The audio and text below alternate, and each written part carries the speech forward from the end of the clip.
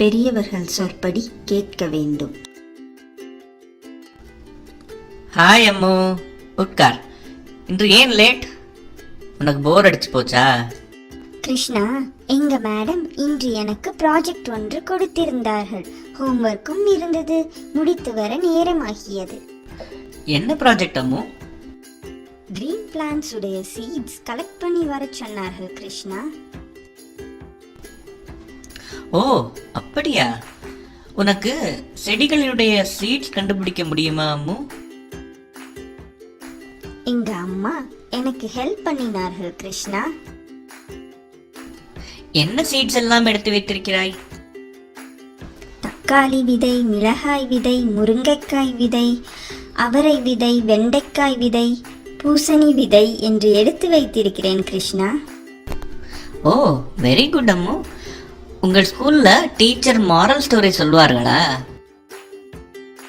ஆம் கிருஷ்ணா, இன்று எங்கள் மேடம் பெரியவங்க சொல்வதை கேட்க வேண்டும் என்று சொல்லி பறவைகள் பற்றிய கதையை சொன்னார்கள்.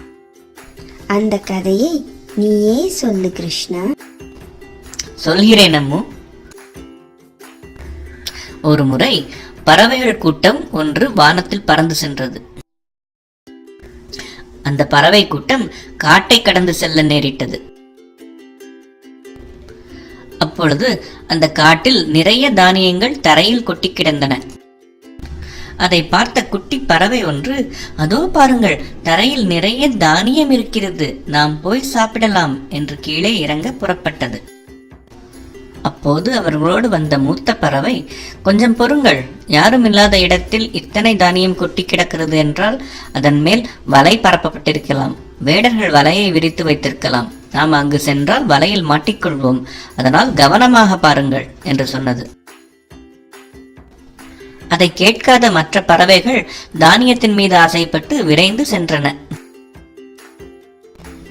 ஐயோ பாவம், வேடன் விரித்த வலையில் மாட்டிக்கொண்டன. வேறு வழி இல்லாமல் மூத்த பறவையும் அவர்களோடு சேர்ந்து கொண்டது. அப்போது குட்டி பறவைகள் குய்யோ முறையோ என்று அலறின.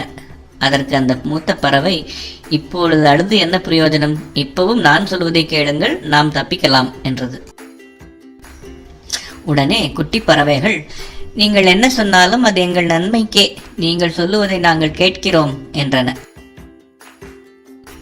அதற்கு மூத்த பறவை, எல்லோரும் நான் ரெடி, 1 2 3 ஜூட் என்று சொன்னவுடன் ரெக்கையை விரித்து ஒற்றுமையாக பறக்க வேண்டும். பறந்து சென்று பத்திரமான இடத்தில் இறங்கி நாம் தப்பிக்கலாம் என்றது. பறவைகள் தயாராகின. மூத்த பறவை ரெடி, 1 2 3 ஜூட் என்றவுடன் அந்த பறவைகள் ஒற்றுமையாக பறந்து சென்று தப்பித்தன. வாவ், ரொம்ப நல்லா இருந்தது கிருஷ்ணா. இன்று இந்த கதையை நான் 2 முறை கேட்டுவிட்டேன். நான் எங்க அம்மா, அப்பா, தாத்தா, பாட்டி, என்னோட டீச்சர் என்று எல்லோரும் சொல்வதை கேட்பேன். ஆம், அது ரொம்ப நல்லது அம்மு.